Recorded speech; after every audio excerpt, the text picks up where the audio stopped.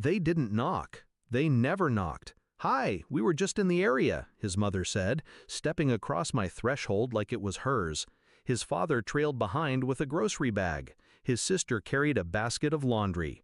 Every weekend, every Saturday, they colonized my home. My living room became their lounge, my kitchen their mess hall, my bedroom sometimes their resting spot, when a quick nap turned into hours. And my husband? He shrugged.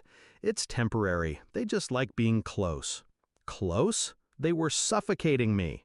I smiled. Fine, because fine is not acceptance. Fine is the start of a plan.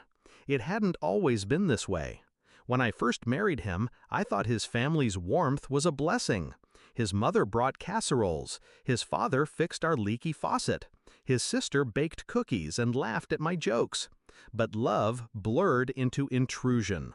One morning, I found his mother in my pantry, rearranging spices. "You'll never find anything like this," she said. Another afternoon, his father parked his truck in my garage, shoving my tools into a corner. His sister? She folded herself into our bed once, scrolling through her phone like it belonged to her. The house I bought, the house I built, turned into theirs by sheer audacity. And he, my husband, let it happen. That was the betrayal. Not just their invasion, his silence, his complicity. So I stayed quiet too. I let them think they'd won. But every smile I forced was a blade I sharpened. The turning point came when I noticed something small. Their leftovers filled my fridge. Their coats lined my closet. Their spare toiletries sat in my bathroom cabinet. Piece by piece, they were embedding themselves, like parasites. That's when my patience ended. I logged into the deed of the house. My name, my mortgage, my control. The single truth hit me. They had no claim here. But I could make them believe they'd lost everything they thought they owned. I started slow. "Stay as long as you need," I told them one weekend. My husband's shoulders loosened with relief. His mother's smug grin deepened. They thought I'd given in. But surrender wasn't what I offered. I offered rope. Enough for them to hang themselves. Step 1. The moving truck. I called the company on a Wednesday, booked it for Saturday morning. Special instructions. Collect everything that wasn't mine. I had lists, photos, evidence. Step 2. The timing. I didn't tell my husband. He'd try to stop me. He still believed in compromise. I didn't. Step 3. The reveal. Saturday came. The rumble of the truck outside was thunder in my chest. The doorbell rang. The crew entered, efficient and unsmiling. His mother froze mid-step, groceries in hand. "What is this?" "Moving company," I said, calm, simple. "I thought you'd want your things back." Her face drained. "This must be some kind of mistake." No mistake. I gestured to the labeled boxes. Kitchen items, garage tools, clothing, toiletries, all yours. The movers began carrying boxes.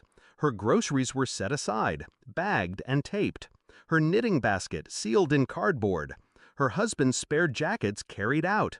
His sister shrieked, "You can't just—" I looked at her once, and she fell silent, because she realized this wasn't chaos. This was order. Cold, deliberate order. My husband rushed to me, panic in his eyes. "What are you doing?" "What you wouldn't," I said softly, "protecting our home."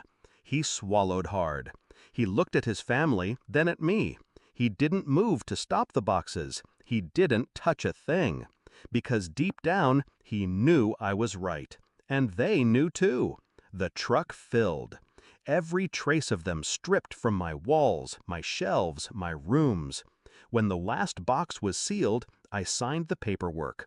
The movers drove off, carrying their entitlement back to the place it belonged. His mother's voice cracked. "You'll regret this." I smiled. "No, I'll finally breathe." That night, silence returned. Real silence. Not the strained kind. heavy with resentment. The clean kind, the kind that hums with freedom. My husband sat beside me, hollow-eyed. You blindsided them. No, I said, I ended them. Revenge doesn't always require screaming.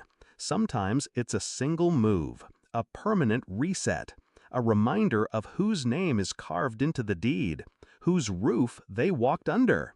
They thought my house was theirs. Now they'll never forget it was mine. And me? I don't just own this house. I own the silence that follows betrayal. And silence, when it's earned, is the sweetest revenge of all.